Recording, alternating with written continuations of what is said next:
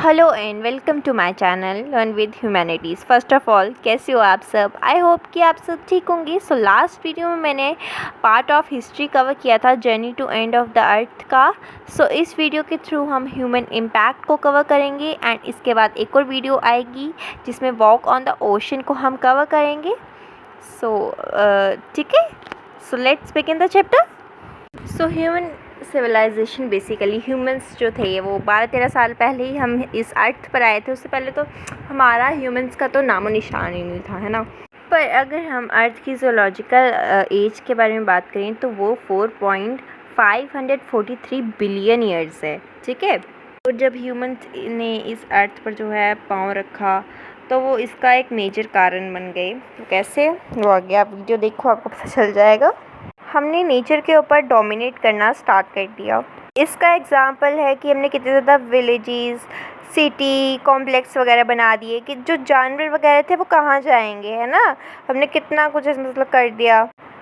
और जैसे जैसे ह्यूमंस की पॉपुलेशन बढ़ती गई, हमने दूसरे जो स्पीशीज़ थे उनके बारे में सोचा ही नहीं। हमने मतलब अपना ही घर बसाना शुरू कर दिया, है ना। हमने नॉन स्टॉप फॉसिल फ्यूल्स को बंद किया, जिसके कारण जो है पूरे अर्थ के अराउंड एक ब्लैंकेट सा बन गया कार्बन डाइऑक्साइड का। और ये सब चीज़ रिस्पॉन्सिबल है हमारे एवरेज ग्लोबल टेम्परेचर को बढ़ाने के लिए।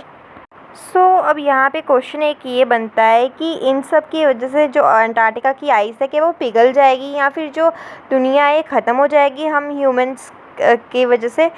इस पर राइटर रिप्लाई करती है मे बी और मे बी नॉट, कि हो भी सकता है और नहीं भी। लेकिन इस पूरे डिबेट का जो अंटार्कटिका है वो बहुत एक इम्पॉर्टेंट पार्ट है। इसलिए नहीं कि एक वर्ल्ड का हिस्सा है, बल्कि इसलिए मतलब वहाँ पे कभी ह्यूमन पॉपुलेशंस नहीं रहे इसलिए, ठीक है। और ये एक प्रिस्टीन जगह है, मतलब एक प्योर जगह है।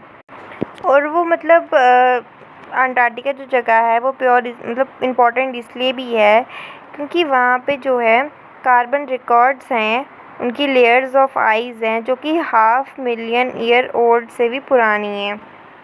फिर हमारे राइटर यहाँ पे कहती हैं कि अगर हमें अर्थ के पास, प्रेजेंट या फ्यूचर के बारे में जानना है ना, तो अंटार्कटिका बेस्ट जगह है फॉर दिस।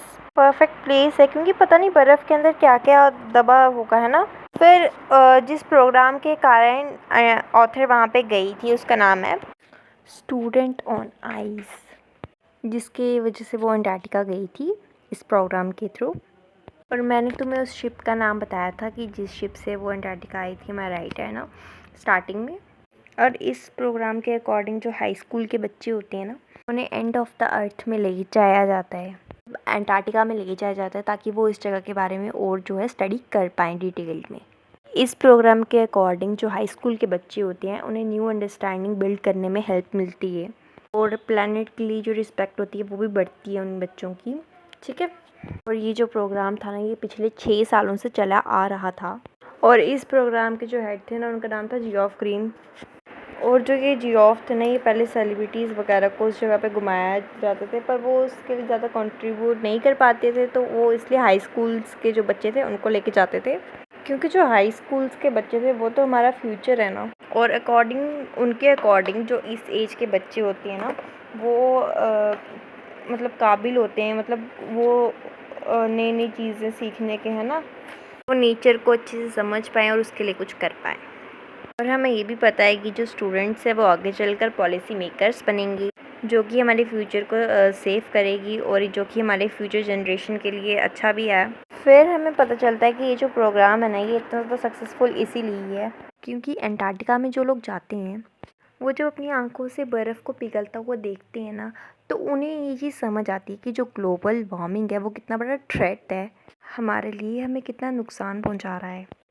फिर वो कह रही हैं कि अपने कंफर्ट जोन में बैठकर, अपने लैटिट्यूड और लॉन्गिट्यूड में बैठकर बात करना कि कैसे देखो आइस टूट रहा है, हमारा अर्थ जो है ख़त्म होने वाला है, वर्ल्ड एंड हो रहा है, ये सब बकवास बातें ये बातें करना बहुत आसान है, पर जब हम जो है खुद जाकर देखें ना इस चीज़ को, तो तब हमें पता चलता है कि ये चीज़ कितनी इम्पोर्टेंट है ना। फिर राइटर कहती हैं जो अंटार्कटिका है ना, ये एक इकोसिस्टम है, यहाँ पे बायोडाइवर्सिटी भी नहीं है, और ये एक परफेक्ट प्लेस है जहाँ पे हम एग्जामिन कर सकते हैं कैसे छोटी छोटी चेंजेस भी हमारे अर्थ अर्थ इकोसिस्टम के लिए हार्मफुल हो सकते हैं। सो यहाँ पे ये पार्ट एंड होता है। आई होप कि आपको समझ आई होगी। नेक्स्ट पार्ट में नेक्स्ट वीडियो में अपलोड कर दूँगी। तब तक के लिए thank you for watching. Like share subscribe कर देना।